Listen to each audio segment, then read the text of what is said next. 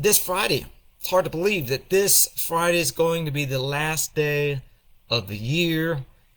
These years just start clicking on by. I think the older you get, the quicker a year goes by.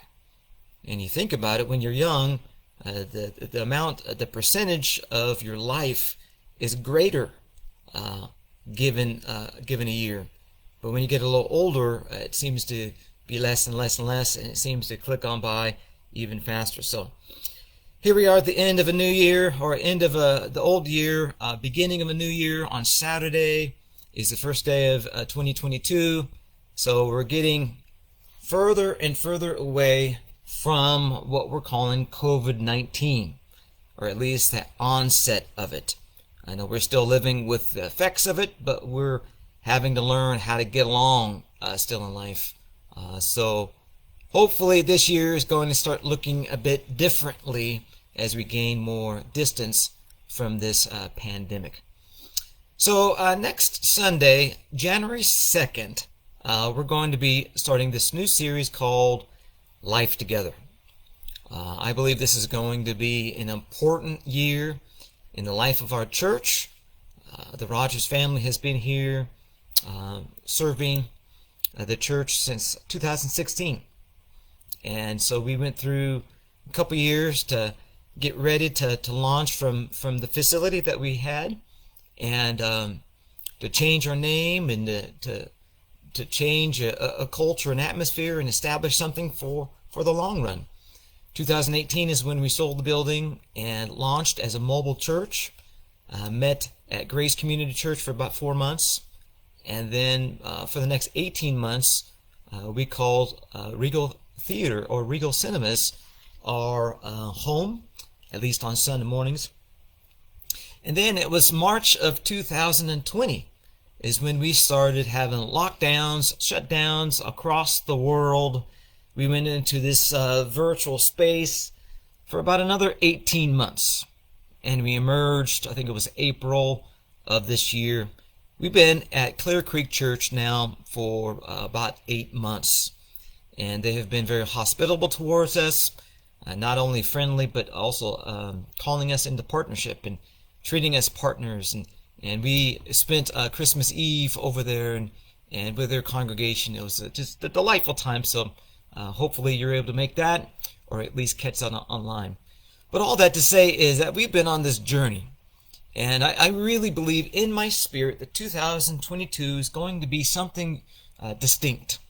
It's going to be an important year.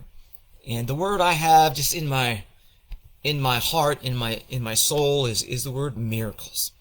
I'm looking to God to do what He always does. This is who He is, right? He is a miracle working God. This is who He is, and this is what He does. And we shouldn't feel like bad for needing to see God's miracles. Any ministry, any viable ministry or church trying to do God's work, God's way, is going to need God to show up. Otherwise, we're just doing our own thing in our own strength. And even if we were a successful church, that's the death of the church, is when we can do life without God. When we can do ministry on our own, that's no good. Jesus says, I am the vine, you are the branches. Whoever abides in me and I in him, she it is that bears much fruit, for apart from me you can do nothing. And apart from God, in trying to do ministry and life on our own, is nothing but death. So I believe this year is going to be an important year, 2022. So I want you to be praying about what God is going to do in us, through us, individually, and as a collective. So what does life look like together? That's going to be the question we're going to answer for the first 3 weeks, at least the first 3 weeks of the year. We're going to call this series called Life Together. So this concept of being in a church, doing life together, has been a life changer for me. As you probably know, I grew up as a Christian, but fairly nominal. And I didn't have a church that I was necessarily attached to, knit into, life on life, having relationship, having mentoring, having discipleship. All these things was a deficiency in my life. We would go from time to time, but at that time in my life, I felt that church was cheesy, and so I kept the church at arm's length distance.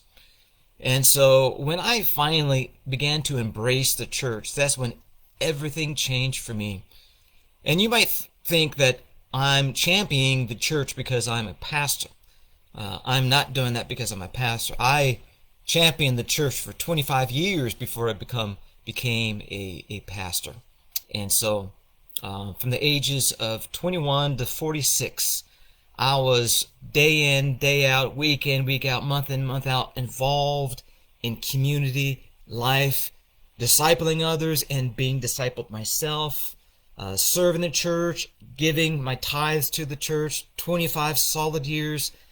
I know what this is about because I needed this so desperately in my own life.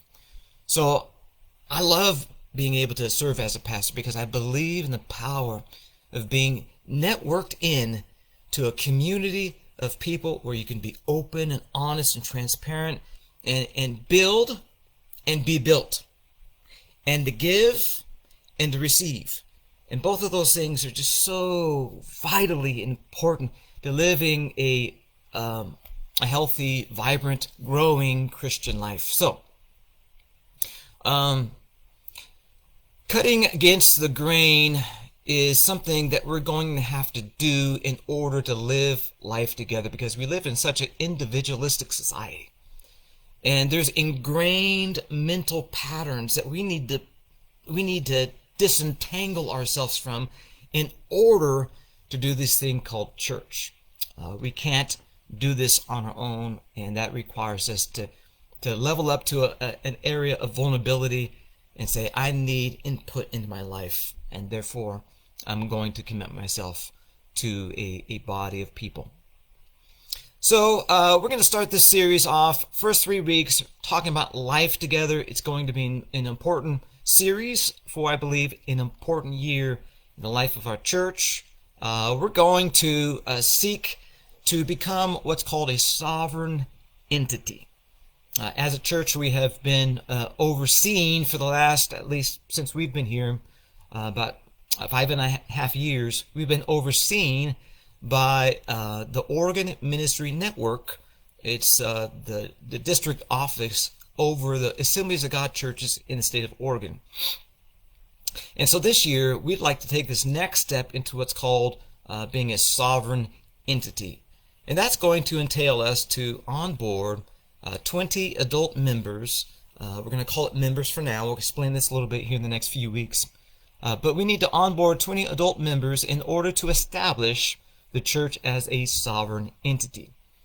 Sovereignty is important as a church because it gives us the right to govern our affairs and to acquire and hold property, something that we would love to see again in the life of our church here in hopefully the near future. So over the next 3 weeks, we're going to talk about what this looks like, what this will entail. We're going to roll out this mission strategy we've been talking about for the last couple of years. We're going to make this official. That's going to be our new playbook as we enter into this new year, 2022. I also want to provide to you, probably in the second or third week of the year, a financial update. Where are we as a church financially? I think you deserve to know, and so we want to give you an update on that. Also, we're going to start back and set up what's called a diaper depot. More and more, we want to re-engage our community, our relevancy as a church.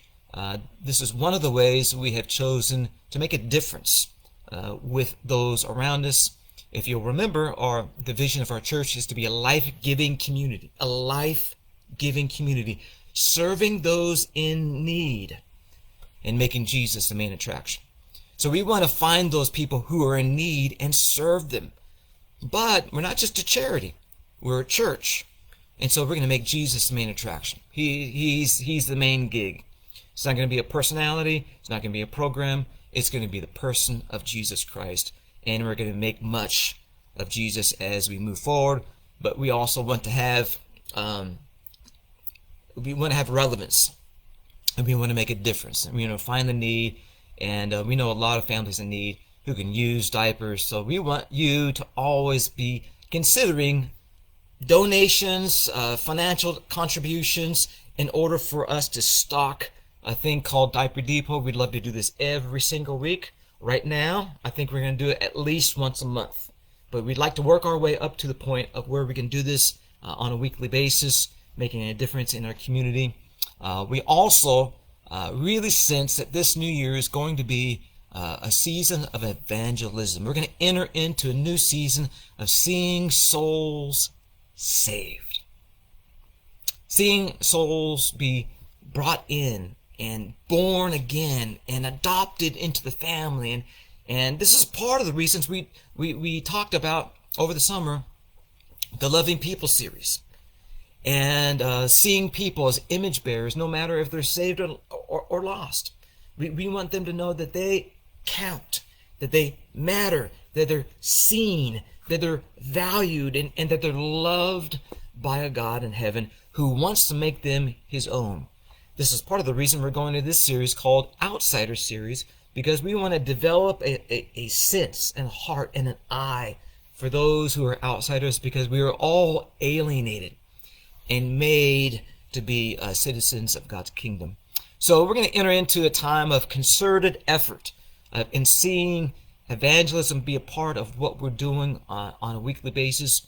I'm going to work more and more of this into my calendar, into my weekly schedule, where I'm going out with others here in the church, and we're just going to go out and just talk about Jesus. Haven't done a lot of that this last 2 years because, well, everybody's been very concerned about social distancing and things like that.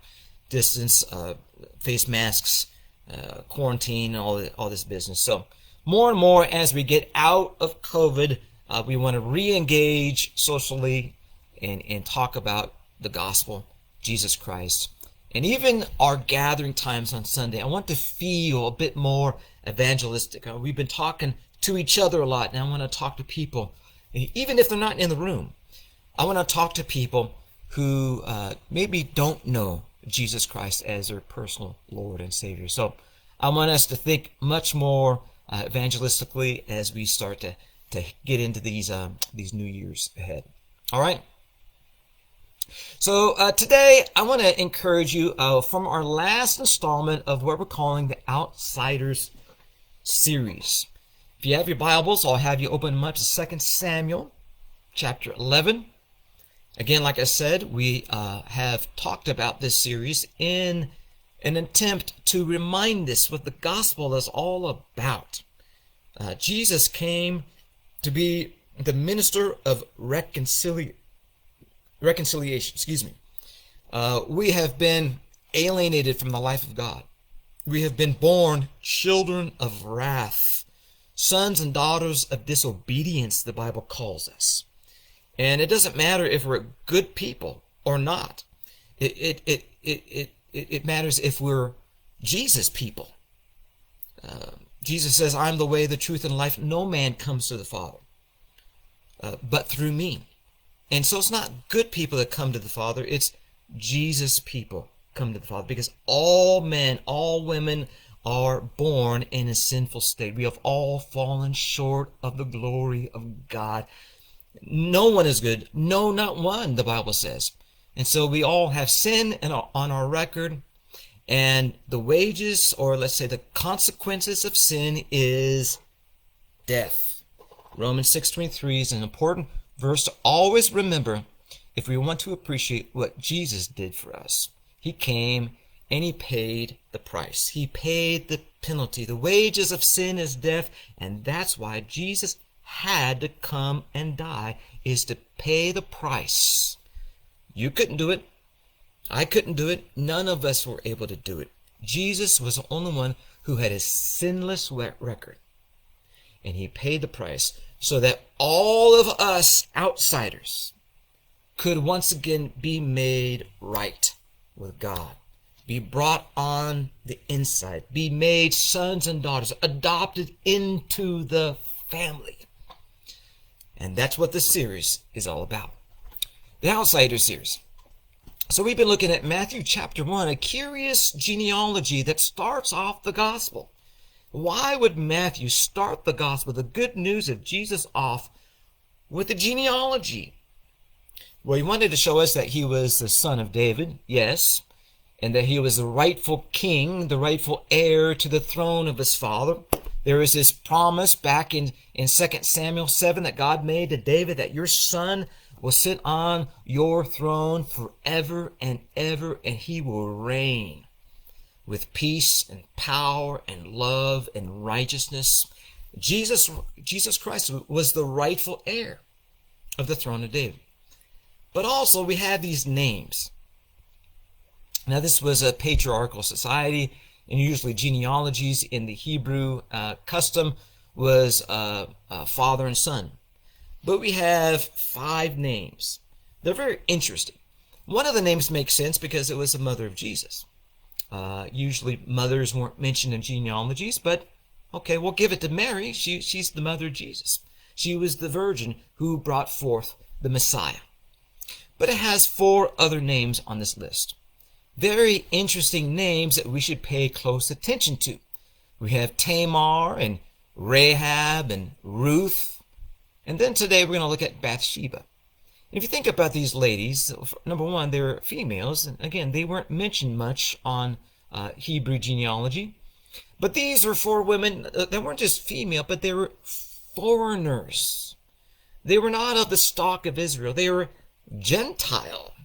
Very interesting. Tamar, Rahab, Ruth, Bathsheba were all Gentile females and honored with the name of Mother of Jesus. Why would God bestow such honor on outsiders? So as we have been getting through this series, I hope you have developed a renewed appreciation for what God thinks about outsiders, what his plans are for those who sit on the outside or on the margins of God's activity in the world. So Bathsheba, from 2 Samuel 11, we'll see her story. She's an interesting study. She is a little different than the other ladies that we've looked at, because her story doesn't really make her the main character of her story. Of the 4 mothers in Matthew 1, we know least about Bathsheba. But I believe she is included because God wants all of us to know that he bestows honor where honor has been stripped away. I really believe that's the thrust of this section of the genealogy, that Bathsheba should remind us that God bestows honor on those whose honor or dignity has been stripped away. There's this film I saw recently, pretty sad film, where this main character lived in a society where each person was rated based on their interactions with one another. So every person had an app. Every person in the society ran on this app where you could give a person a rating of 1 to 5 stars. So depending upon your interaction with this person, how well it went, how well you were impressed by this person, how maybe nice or kind to you they were, you can give them a rating. And the higher average of stars that a person would have would mean the more privilege or less privileges they would enjoy in culture. So every time you got together with people, you would have your cell phone out, and you would know this would be going on. And so after the interchange, you kind of wink at each other, and you look down your phones, and you give that person, based upon the interaction, a rating. So if it really went well, and you're really, really impressed with this person, you give them a 5. And you kind of smile at each other. Or if it didn't go so well, you kind of frown and give them a wince, and give them a 2, or give them a 1. And this would affect their social status, right? Their social standing. So based upon your social status upon this app, if you did better in society, you can get better, seats on flights. You can go to the prestigious clubs. You'd be able to do things that people of lower star ratings wouldn't be able to do. So the main character in this film was so obsessed with keeping her rating high that she became a fake version of herself, so that she would be tolerable or acceptable to those that come across her. And so she would stand in the mirror and giggle to herself, and practice her responses and how chipper and how graceful she was, and so she would just get into this building of her image so she can maintain her social status. Well, one day, she kind of let down her guard. She was doing well. She had a rating of about 4.5 stars. But one day she let her guard down, and she really let somebody have it. And everybody around her was able to see what had happened, and they went on and gave her like a 1 or a 2 stars. And her average went from 4.5 to just like something subpar or sub 2 stars. And it all happened in a day, and just everything was ruined. Her honor took a hit. Her dignity was lost. She became somewhat of a lower rung person. Her status was gone, and it all happened in a day. So when we think about honor, at least let's call it earthly honor, I want us to think of what this app in this movie portrays. Think of it like money. Money can be earned and it can be given, but it also can be taken. And so if it can be stored up and be used as influence, it can also be taken away and used as disgrace. So our money is precious to us. Our status is precious. We can work for it. We can earn it. It helps us survive. But honor in ancient Israel, in ancient society, was like money, social capital. And in Israel, no one had more honor than the king. So as we read this story, 2 Samuel 11, I want you to think about what honor looks like. David, obviously, is the king of Israel. He had more honor and dignity in social status than anybody in the empire. But I also want you to think about the other lady in the story. Her name is Bathsheba. She was foreign born, likely a Hittite, and nobody had less honor than a foreign female. This is Bathsheba. Her husband was a mercenary. He was a hired soldier from a foreign land. And as we read Bathsheba's story, I want you to pay attention to how honor plays a role in the narrative. So 2 Samuel 11, verses 1 through 5, read like this. In the spring, when kings march out to war, David sent Joab with his officers and all of Israel, and they destroyed the Ammonites and besieged Rabbah, but David remained in Jerusalem. One evening, David got up from his bed and strolled around on the roof of the palace. From the roof he saw a woman bathing, a very beautiful woman. So David sent someone to inquire about her, and he said, "Isn't this Bathsheba, daughter of Eliam, the wife of Uriah the Hittite?" And David sent messengers to get her, and when she came to him, he slept with her. Now, she had just been purifying herself from her uncleanness, and afterward she returned home. The woman conceived and sent word to inform David. She says, "I am pregnant." And basically, David arranges this cover-up, and the cover-up fails. So David has Uriah, Bathsheba's husband, murdered. This is crazy. Skip down to verse 26. When Uriah's wife heard, that's Bathsheba, when Bathsheba heard that her husband Uriah had died, she mourned for him. She loved him. And when the time of the mourning ended, David had her brought to his house, and she became his wife and bore him a son.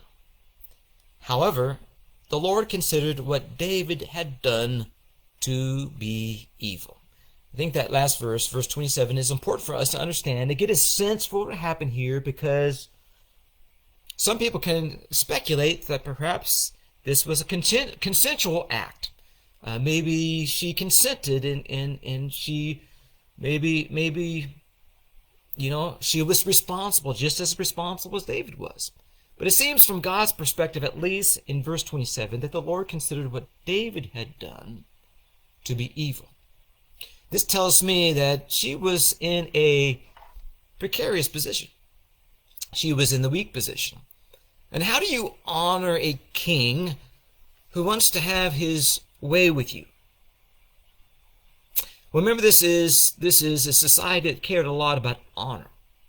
She is trying to do her best given her role in society as a foreign Gentile, as a wife of a mercenary. She's trying to honor the king, and he wants to have his way with her. What do you do? Is it more honorable to reject the king? To do the most honorable thing? Or what do you do? Do you sleep? Do you obey? Do you disobey? He has a power differential. He's the king. What would happen if you said no? What would happen if you said yes? Either way, her situation was not a good outcome. So David has his way with her.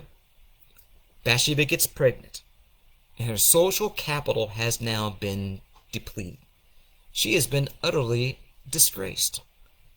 This shady sin cost Bathsheba the life that she has ever known. Her dignity, her integrity, her honor, her family, her husband. We don't know if there is children prior to her being made David's new wife or concubine, or however you want to call it. Her family has been decimated. Her honor, her dignity are gone. Maybe something like this has happened to you. Maybe sometime in your life you have been violated. You didn't ask for it. Somebody who is more influential, more charismatic, or more powerful, more authority, there is a power differential, has come in and violated you in some way. Taken advantage of your place in life, in your place in the office, in your place on the team. Bathsheba gets enticed by a king, and her whole world gets turned upside down. Yet, God saw Bathsheba, and God sees you. He saw what happened, and he sent a prophet to David. And if you'll turn over to chapter 12, I want you to read this next section. Chapter 12, verses 1 through 4. God saw what happened to Bathsheba, and he vouched for her. Listen to this in verse 1. Chapter 12, verse 1.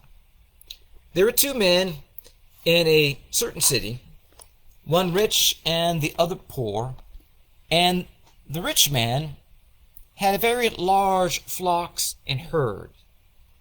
The poor man had nothing except one small ewe lamb that he had bought. He raised her. She grew up with him and with his children. From his meager food she would eat. From his cup she would drink. And in his arms she would sleep. She was like a daughter to him. Now a traveler came to the rich man, but the rich man could not bring himself to take one of his own sheep or cattle to prepare for the traveler who had come to him. Instead, he took the poor man's lamb and prepared it for his guest. Nathan the prophet uses this story as a rebuke against David, and he compares Bathsheba to an innocent lamb that was led to the slaughter. God saw her. God cared about her vulnerability, and he frames the story, gives it to Nathan the prophet, sends him to David, and David gets so incensed that somebody would act like this and take advantage of this poor man by violating his little ewe lamb. Well, this was God's way of saying, David, you're the man. You're the man in the story. You came in to Uriah the Hittite and took advantage of him and violated his little ewe lamb called Bathsheba. And it would seem that God saw fit to rectify the situation, because Bathsheba, as you continue to read the story, became the mother of the next king of Israel. His name became Solomon. And Solomon was, as you know from the genealogy, the distant ancestor of the baby Jesus. Of all these women, Bathsheba was the closest in line to the next king of Israel, the king of Israel who would rule and reign forever on the throne of David. Bathsheba. From this unsavory, terrible violation that she had suffered, God restored to her the dignity that was stripped away. See, the encouragement is that God is in the business. If you have lived for God for any stretch of time, you know that God is in the business of restoring honor, dignity, value. When something has been taken away from you, with time, God knows how to rectify that situation and vindicate your righteousness. So if you're listening to me today and has had someone disgrace you in some way, this story is just one example of many of how he restores. He sees you and he restores your dignity. So maybe you're listening to me today and you've been taken advantage of, you've been wrong, someone has sinned against you, made your life difficult, maybe even made your life a living hell. I want you to know you are seen by God. There is a verse from Psalm 71, verse 20. I'm going to read to you. It says this: "You have allowed me to suffer much hardship, but you will restore me to life again, and lift me up from the depths of the earth, and you will restore me even to greater honor and comfort me once again." This is who God is, and this is what he does. He is the restorer of honor. Anything that's been stolen away from you, God will restore. I'm going to take you over to Joel chapter 2. Joel chapter 2, verse 4. It's another encouragement from this idea that God is the great restorer. It says here, "What the cutting locust left, the swarming locust has eaten. What the swarming locust has left, the hopping locust has eaten. What the hopping locust has left, the destroying locust has eaten." This was an agrarian culture, and when you plant crops and the locusts, grasshoppers, come in and eat your crops away, God says sometimes that will happen, but chapter 2, verse 25, "I will restore to you the years that the swarming locust has eaten, the hopper, the destroyer, and the cutter, and God will restore to you what the locust has eaten." Sometimes time has been taken away from you, opportunity has been taken away from you, relationships have been taken away, money, Whatever you have suffered loss of, God sees you. You are not alone. God is going to vouch for you and vindicate your cause. That's just what he does. So sometimes in life, we have been made outsiders because of alienation. We've seen that in the case of Tamar. Sometimes we have just been disqualified by our own sin. Maybe it wasn't somebody else. Maybe it was just our own choices, and we don't feel worthy of it any longer. Maybe you identify with Rahab. She was a professional prostitute, and that was what she was known by. If you've been alienated like Tamar or disqualified like Rahab, or maybe you have been under some sense of generational curse. Maybe it wasn't your fault at all. Maybe it was your mother and father and grandma and grandpa and just patterns of sin that have been passed down from generation to generation. Maybe you have suffered generational curses like Ruth. Or perhaps you have been disgraced, violated, taken advantage of like Bathsheba. All of these things will have the effect of putting you on the outside. But I want you to be encouraged personally, and I want you to be encouraged that this is the way God operates and constitutes his church. He takes those, he draws those from the margin, and he makes them his own, builds his house, builds his family with those who have been once called outsiders. He draws people from the margins of society, and he takes outsiders and constitutes his people. The most unlikely and the most improbable. If you think about it, that's what the Christmas season is really all about. That God takes the most improbable situation and he says, this is how I'm going to effect salvation. And if you look at Isaiah 9, chapter 6, let me just take you there real quick here.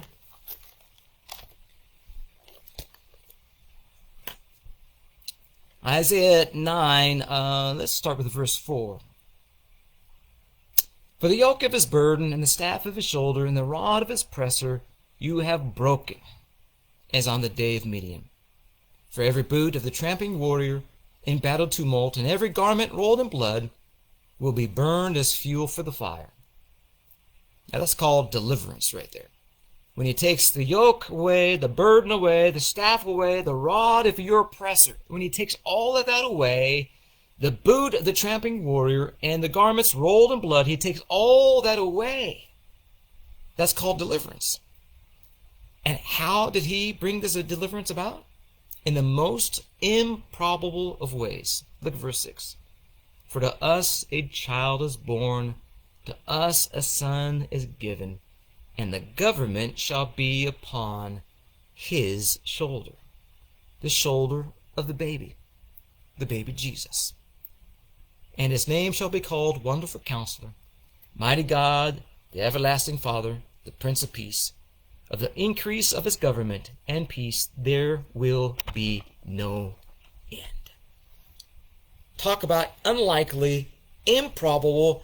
This is the way God constitutes his plan and constitutes his family. Outsider series. This is just a foretaste of what I believe is to come here for the Generations Church. We have 110,000 strong of people who are in Gresham, many of which are outside of the family of God. I hope that this new year will be an incredible year of seeing outsiders be brought into the family of God. I want all of our hearts to be primed and ready for a great ingathering of souls. I want you to be starting to think about miracles, praying for miracles. I want you to see your neighbors be reached. I want to see you just develop a heart and a yearning and a longing to see our church constituted with a bunch of improbable and unlikely people, outsiders, people that we wouldn't think that, man, I couldn't ever see that person be brought into the family. A Tamar. I want to see Rahabs. I want to see Ruths. People who are under generational curses. I want to see people who have suffered alienation and disqualified from the faith through years of chronic and hardened sin. I want to see people who have been disgraced. Those kinds of people I would love to see come through the doors, if you will, of our community and be constituted and to become this thing called Generations Church for the third and fourth generation. This church has had an 80-year plus history. And this year, I believe, is going to be an important turning point as we start to put down traction for the next generation, for the next generation to the third and fourth generation. So that's my heart. I'm going to invite you to pray with me for miracles, for evangelism, for souls. And I want you to get ready to start revisiting what our mission is as we enter into 2022. We're going to look at it on the first 3 weeks of Sunday, at the first 3 Sundays of the month. And as we get into this new year, we're going to really put down some traction and see what God has for us as we enter into the future. So God bless you guys. Thank you for joining me here for about 45 minutes here on a snowy Sunday. It's not snowing yet, but hopefully we'll see a little bit more snow before the day is over. Hopefully you guys are staying healthy and inside and staying safe and warm. Hope you enjoy your day. God bless everybody, and we will see you next Sunday, January 6th. And if you have any needs whatsoever, please reach out, let us know, and we will do whatever we can to make sure you know that you are not on the outside. You are very, very much a part of the inside of God, of what God is doing here at Generations Church. Love y'all. Have a great day, and we'll see you soon.